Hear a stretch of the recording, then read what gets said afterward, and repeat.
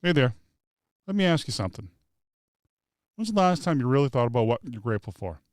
Yeah, I know life moves fast. Today we're going to slow things down a little bit with my guest, Jean Alfieri, author, positivity coach, and dog lover. And we're going to dive into the small moments of gratitude that can flip your whole day around. From journaling to family dinner conversations. To find joy even in the toughest days. Oh, and yes, we're even going to talk about rescue pugs. Stick around. This one's full of heart. Next on the podcast. Let's do this. Welcome to the No Sitting on the Sideline Dad podcast, a podcast about a journey of discovery and conversations about not sitting on the sideline of life. Let's get involved. Here's host Joe Foley. Welcome to the No Sitting on the Sideline Dad podcast. I'm your host, Joe Foley. This is the place for honest conversation about being a parent, personal growth, and trying to figure this wild journey of life. One step at a time. No perfection here, just progress. Today's episode, we're diving into something that hits home for all of us, gratitude. Not in a preachy way, but a small, powerful moments sometimes we overlook. I'm joined by Jean Alfieri, positivity coach, author, lover of rescue dogs. We talk about finding the thankfulness even in the toughest days, how journaling can clear your head, and yes, some lessons from a pug that might just brighten your day. Stick around, it's going to be a good one. Let's jump in. Welcome to the podcast, Jean. Thank you, Joe. It's great to be here. One thing I was bringing you on today, and one thing I wanted to talk about is gratitude. And I found it fascinating in the sense that how it can change perspective in a person's life and Yes. how to think about things, because the world is crazy and can be overwhelming sometimes. But what is gratitude? What is your perspective on gratitude? Gratitude is being thankful for what you have and having hope that what's ahead is worthwhile, right? It seems like it's very difficult for us if we're not feeling grateful for what we have to have hope for the future, that there's something good ahead. So I feel like they go hand in hand. And gratitude in itself is a lot of it's recognizing what you have. Can you give me a little perspective on how you go about your daily life in gratitude? Sure. So it's interesting. I don't think I was always so grateful for what I had. And I had a friend that actually called me out on it. I was in my mid-20s and, of course, very me-focused, me-centered. And I was complaining about, I don't know, some first world problem that I had. And he very graciously said, Jean, if you get your head out of your butt, it would be a sunny day. And I looked at him all offended and ready to defend myself. And as I was trying to explain, I'm like, wow, that really is pretty dumb. You really should look at things from the sake of what you've got. And I grew up in Chicago and I was part of the Oprah movement, if you will, in the early 90s. And she had on one of her shows a suggestion that she created a gratitude calendar for herself. It was a regular wall calendar, and every day at the end of the day, she would write down one thing that she was grateful for that day. And she said it's amazing as you move through the week, as you move through the month, as you move through the year, to just see all the things that are happening in your life, that without that perspective, we go today and we move so fast, our lives are busy, we don't recognize it. And so I started doing it, and I was amazed, and I've done it since then. And we've even added some other things in just so our family appreciates what we collectively are doing. That's one thing that's interesting. Before we get in the family part of it, and I thought it was an interesting topic because I recently experienced myself, because you've been an HR professional for a long time, the workplace too, being grateful. We actually had a temp work for us for a few months. And it was interesting because the work environment can be hectic and stuff like that. But you'd be interesting to see when you tell the person they did a great job, you're grateful that you know the great job they did that day, and you can see the effects on that person as they do their job. Yes, absolutely. I have always tried for my team to give them little cards, handwritten notes that just appreciates them as a unique individual too. And that goes such a long way because people just don't expect it. When you think back, 20 years ago, what did a workplace show you in the way of gratitude? It was your paycheck. Here, this is how I thank you for showing up and doing your job. But now it's different. People want to know that they're making a difference. They want to feel valued. And those little handmade things, just those really personalized touches make such a big difference. What's interesting too, and another interesting topic is when you do your job, sometimes you don't hear like the positivity you're just doing your job. You Right. get up in the morning, you punch in the computer, and then all of a sudden one person writes an email to the boss and they're saying, great job you did. And I'm like, we did what we're supposed to do, but thank you. Right. Yes. Yeah. And there are all different types, right? There are some people who, and it's the same with the greeting in the morning, right? Some people want to truly connect with you. They want to know, hey, how are you this morning? And others are like, what do you need? Just tell me what you need. Hello, and what can I do for you? So it's about getting to know that person, really what makes them tick. It's interesting too, also the different generations too in the workplace, in the sense that a lot of people just keep distance and they don't, but and Right. some people, I know workplace is not supposed to be family because you're in a workplace, but you're with that person sometimes, these people more than you're with your own family. So you got to Absolutely. get along and all focus to one positive goal is to get the work done. And a partner, as you said, we do spend as much, if not more time at the workplace than we do with our family. And although it isn't maybe required that we like each other, it certainly makes for a better work environment and a better product, a better service, a better everything when you enjoy what you're doing. That's true. And also in respect, because you got to get along.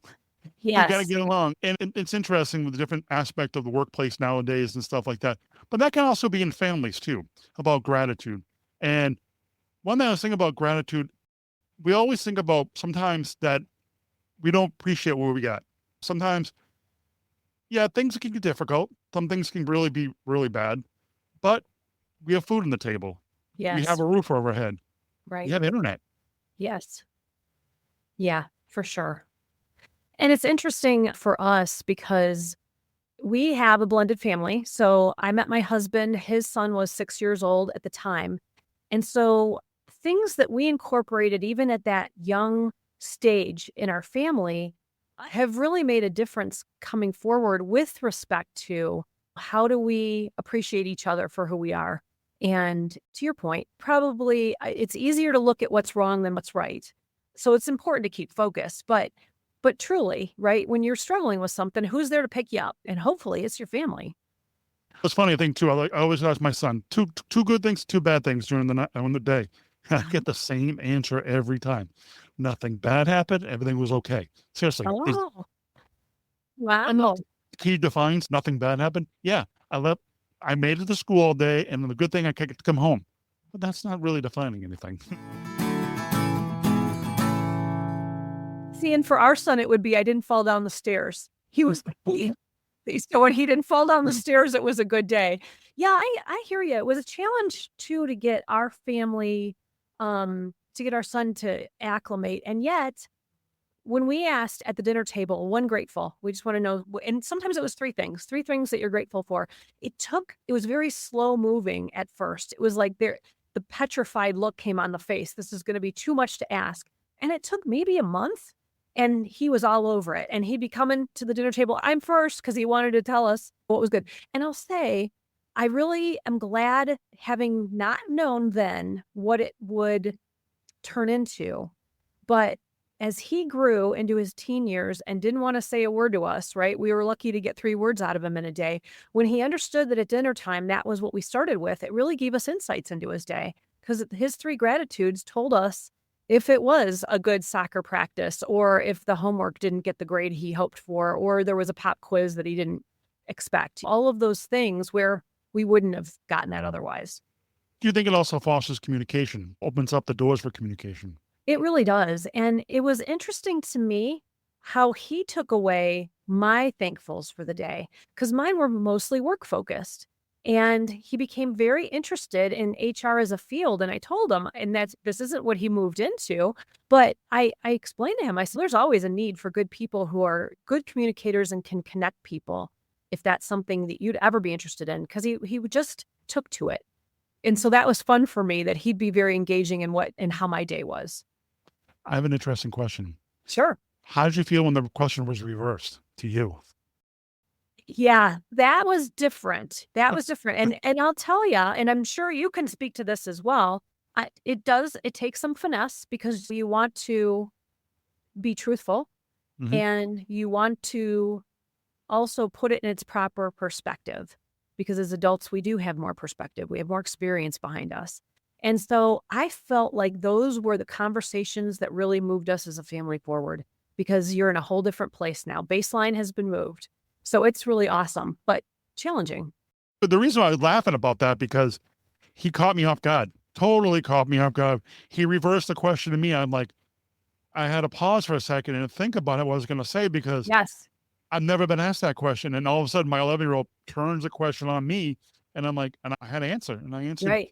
And obviously, and I had a filter because the adult version is not really the kids version. That's right. But it's was definitely an eye-opening experience. I think it's healthy for them to know what we worry about and to know what our struggles are, because they get it, right? It's not that they don't get it. They'll see it, whether we're explaining it or not. But I think the background and a little texture to it helps them. I think it helps. And it proves too that they're not the only ones that worry, because they do. They have things to worry about, and as do we. And it's just a matter of, again, how are you approaching this? It's interesting too. I was thinking about that, the mental health part of it too. You really think about that too, because when you're having a bad day, things just all going to heck. Everything's going out the window.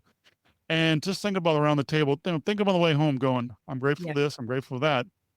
And some people can use it, and also religious way, and pray and meditating about it and stuff like that too. Yes. When have you had that kind of experience? So I keep for myself. So in addition to us going around the dinner table, I keep for myself a prayer journal. And that is for me, not only for the thankfuls, but the worries, because when you write them down and you hand them over, right? And that's how I feel. I feel like it's a letter, right? Here, dear Lord, is where I'm at today. And this may seem very insignificant. Maybe in time it will, but this is what's on my heart.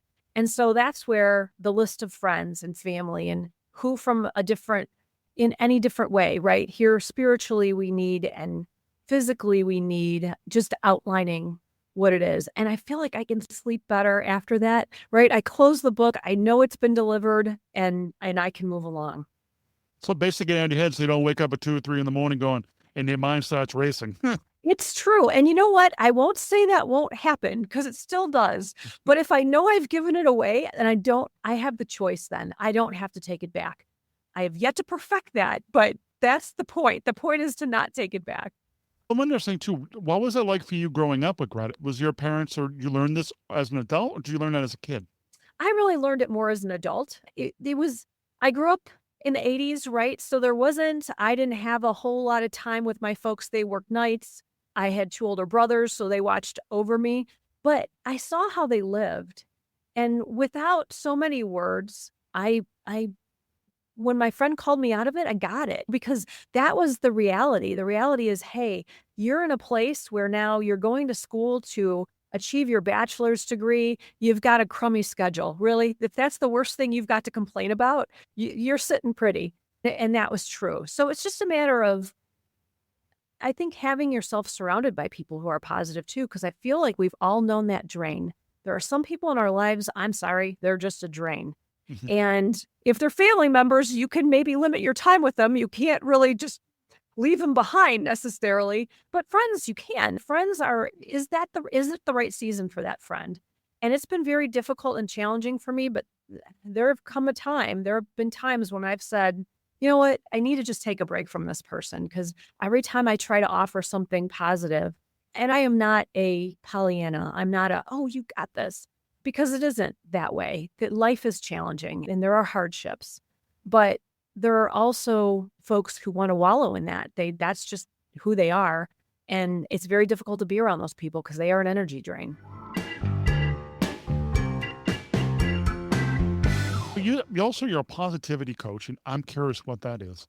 Yeah. So that is truly identifying what your truth is. And if you are coming from a place that is of trauma, if you're coming from a place where something's hurt you or has been painful to you, is that your genuine true self, or are you coming from a place of truth? And what we dial into is, what is your truth? And I'll give you an example. I have an issue with time. I never have enough time. And if my calendar gets booked, I will swirl down the drain with, I don't have enough time. And when it comes to having a normal day where I would have actually been very productive, I get nothing done, because I'm just worried that I I can't get anything done. So what have I created for myself? I've created a bad situation. What I've learned is there needs to be a truth statement. And my truth statement is there will be enough time today to do what needs to get done. That's the truth. And anything more than that will wait for tomorrow. It's called job security, or it won't simply get done because it's not a priority. I write it on an index card. It's important to write in your own handwriting. And if you look at studies about New Year's resolutions or any type of goal setting, there is a connection between your brain and your hand. And when you write something in your own hand, you are connected to it. I write it 3 times, 3 different index cards. One goes on the mirror in the bathroom so I can see it. And every time I see it, I say it. I don't just read it silently. I say it. The other one goes on the refrigerator so that every time I pass through the kitchen, I see it, I say it, and the other one goes in my purse. So if I ever need to reference it, and I will tell you it's been a lifesaver for me because the truth is there is enough time today to get done what needs to happen today. What are the times that you did that had a positive reaction or positive turnout? I would say every day that I have had a booked calendar. I have never had a situation where I have been on the hour every hour because I purposely don't do that. But there have been times where things have just been back to back. And then you have someone come into your office and close the door, sit down in a chair and cry. Okay, now where are we at? Because are you going to get up and go to that next meeting that you're already late for? Or are you going to sit here with this person? And I have found that sitting with that person is more important. That connection, whatever is going wrong in their day, it may not be everybody's option to make that choice, but I have found that to be my choice when 2 things collide and conflict, and I've never regretted it. And there have been everybody that I needed to apologize after that for whatever it was I missed, understood. That's definitely interesting too. You mentioned journaling. How did that work out for you? Because I heard a lot about journaling, writing things down. It works the memory in your brain and all that stuff. But how does that work for you? So I actually created a journal that is with story prompts because when I write stories, people are like, oh, these are such great stories. And I'm like, you have great stories too. Sometimes you just don't know how to get started with them. And so prompting is fun because you don't have to figure it out yourself. You can just write the stories. And what you get from it is either things you want to share with your family or things you don't want to share with your family. I've learned that it's very effective for PTSD. To be able to get it out and let it go is really the point of journaling for that illness. So it's a matter of where you're coming from with it. For me, it's really capturing family memories, my purpose behind it, but people will do it for various and assorted things. It is a very therapeutic. And like I mentioned before, when my first pug passed away, I needed a place to all of that sad emotion for it to go and be referenced later because there are happier times ahead. It's not right now. You mentioned journaling for PTSD. How did that come about for you? Because that sounds like an interesting way of dealing with that situation. So I only learned of it when I had my launch party for my journal, for the guided journal, and somebody came up and said they wanted to give it as a gift to their girlfriend because her doctor had just advised her. He said, you need to write this down. And she's like, I don't know how to write. And he's just keep a journal. And she came home and said, I don't know what he's talking about. I understand what my task is, but I don't even know where to begin. And I said, please have this. So it's just a place to begin. But I understand that in processing it, as you will put it in perspective for yourself, just that effort of putting it down so that you can look at it and see it in a different way is helpful. Sometimes I think we get in our heads and stuff like that. And we all start thinking, I'm not saying crazy things, that's mean, but we think things that, and then doesn't make sense until we get it on paper and they're like, wow, that actually makes sense. Yes. And just hearing yourself say it, right? If you read it back to you, you're like, wow, really? That's where I'm coming from. Interesting perspective. I can shift that because then the next question from a coaching perspective is, how's it working for you? And some people will go, it's working just fine. It gets me through the day. And some people are like, I don't want to go back there. That's not where I want to be. And now we've got a place to start from a coaching perspective. So really it's a matter of getting it out and then taking a look at it and objectively defining for yourself, how is that working for you? Is that where you want to be? You mentioned coaching. Do you do coaching yourself? I do. I do group coaching for middle managers and executives. It's around this type of thing because when we talk about building strong teams, it has to come from a place of caring. It's true that they don't care how much until they know how much you care. And often executives are not interested. They do not want to get personal. They just want the work done. Guess what? The work will get done a lot more effectively, and you will learn a lot of things about your business that you may not have known from the people at the front line when they're willing to tell you. But you have to build that relationship. That's interesting. Different types of, I'm going a little bit off subject about families, but in workplace too, we talked about in the beginning, is different kinds of management. The ones like the manager who always looking for the problem, never Yes. really wants to listen and just looking for the problem. Or the manager, when it comes in, you going, how you doing today? How's things going? And Yes. really listens to you and listens. He may not want to implement your idea, but listens to your idea. And it's Yes. totally different.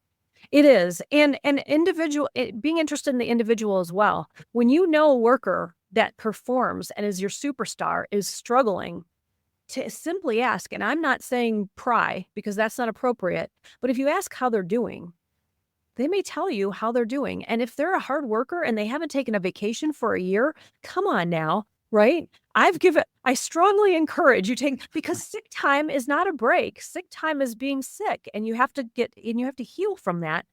Vacation is where you will mentally and spiritually revive yourself. That's what people need. And your hardest workers, I promise, they're not taking the time they need to relax. They're connected even when they're not connected.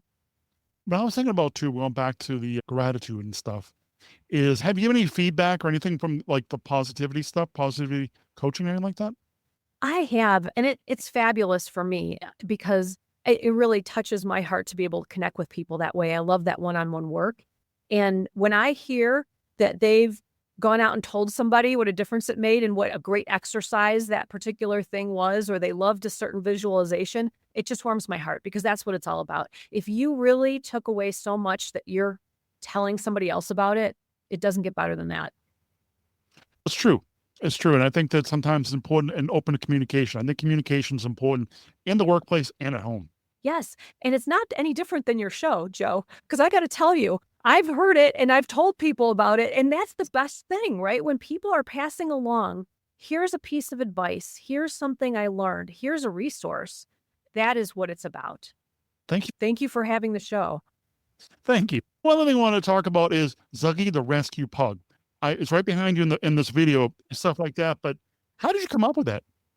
So when the pug passed and I had all these great stories and I was journaling them, I'm telling you, I would laugh as much as I would cry because they're just funny, the things that happen. And I'm like, I got a year into this, Joe. And I'm like, really, a year and you're still mourning? So all of you pet people out there, if you think because you've been told that, oh, you should be fine now because it's been a couple months, no. It takes as long as it takes for you to heal. And I was at a year and I was still healing. And these stories were just making me laugh. And I'm like, oh no, the kids have got, all of them are based on something true. There is an element of truth to all of it. And then it's embellished from there to make it fun and entertaining. But that's how it got started. Do they have like a moral story too sometimes? Yes. Many of them do actually, because that's what pets do for us, right? They teach us things about ourselves. They teach us, and what I can tell you is that I have found universally for all the dogs that we've had, pug or otherwise, they know how to teach you how to take a good nap. They're always happy to see you, and they never forget how to play. So what better lessons? It's like funny watching, if you get down the rabbit hole of YouTube short videos or something like that, you see all the dog videos, especially the cats, they're fun too, but the dogs. Yes. And like they love to play. They'll play I was watching one video recently when the pet would the girl would have the pet's toys, a big box, and take the pet. He would walk over, grab it, put it back. She'd take another one out. And she's laughing because the dog didn't want to let the toys go. Yes. He wanted them all. It kept going back and forth. And there was another one too. With one was he would talk back. She would say something, and he would talk. It's awesome. We have our youngest dog is a 10-year-old pug, and he loves to play after meals, and he has a pink bunny.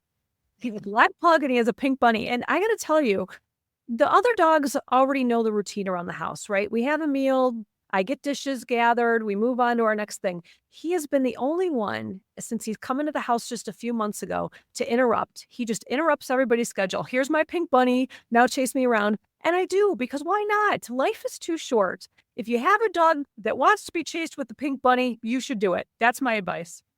It's funny. Any feedback from the book or anything like that? Because I seen a picture online of you doing like a book show or something, and it was a big green animal or green, some kind of stuffy thing there. Yeah, so that was an outdoor festival in Arizona. It was a book signing event. In fact, I just had an event today up north in Monument, Colorado. And I thank you for asking, Joe, because I have to say, I don't get out often enough. I am doing an event at least once a month, but still, I would love to do more. And these two kids came up and they were interested in the newest book. It's actually a coloring and activity book. So it's not a full picture book, but it's got stories in it. And then they can color the illustrations. And they were just so excited for it. It's a holiday book. And that their mom went and paid at the counter and came back and said, "Do you mind taking a picture with the girls?" And I'm like, I would love to take a picture with the girls. So it's just such a joy to get out there with your people. And there are other events around town, right? We have dog events. And I'll tell you, beer drinking dog fans are my people. They love the stories. So yes, it's been a lot of fun.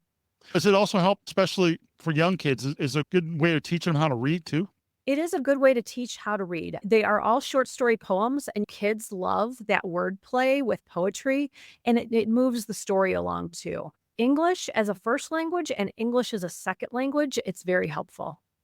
Well, funny story. A long time ago, because when Sean was little, we used to read stories to him every night.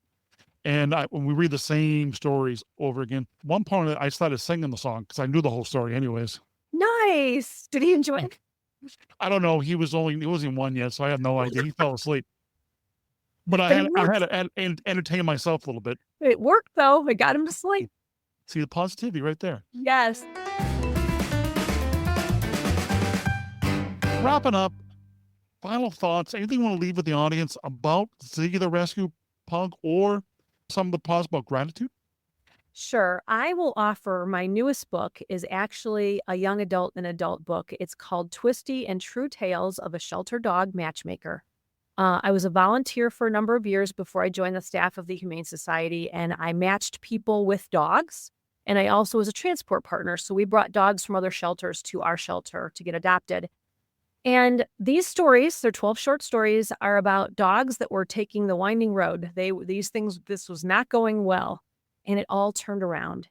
And I feel like we need more of that in our life. And these stories really stood out to me because they really had such a positive impact for something that wasn't going well. So I encourage people to just look at the positive and know that there is a bigger picture out there. So even if today it isn't great, that doesn't mean tomorrow can't be 110% better. You just got to hope for it and believe in it.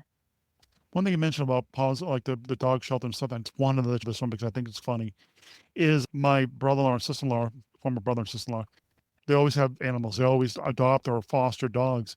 And they have this one little dog, probably about 3 feet tall, has no front legs. And it is the best personality ever. You have to carry him everywhere, but it has the best personality. Dogs they have awesome personalities. They do. And they're so resilient. It's amazing. I agree. That is fantastic.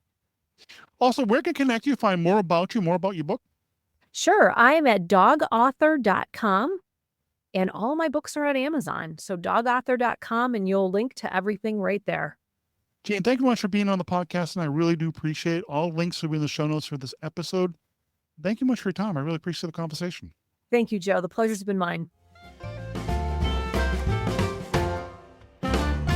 That's going to do it for this episode of the No Sitting on the Sideline Dad podcast, episode 155. Big thanks to Jean Alfieri for joining me today on the podcast and sharing her stories and her wisdom and a few laughs along the way. If you're curious to learn more about Jean or her book, or if you want to check out the full show notes, head over to nosittingonthesideline.com/155. You'll find all links there. And now, I got a question for you. What is one thing you're grateful today? Seriously, think about that. Maybe it's something big, maybe it's something quiet moment. Either way, I'd love to hear it. Drop me a message, reach out through the website, or share your thoughts wherever you listen to this. Because at the end of the day, these are little reflections that keep us grounded. Thank you for hanging out with me today. Until next time, take care of yourself, take care of your family, and don't forget, keep moving forward. Almost forgot something. Also, give your kids a hug and your family a hug. Until next time, take care. God bless. See ya.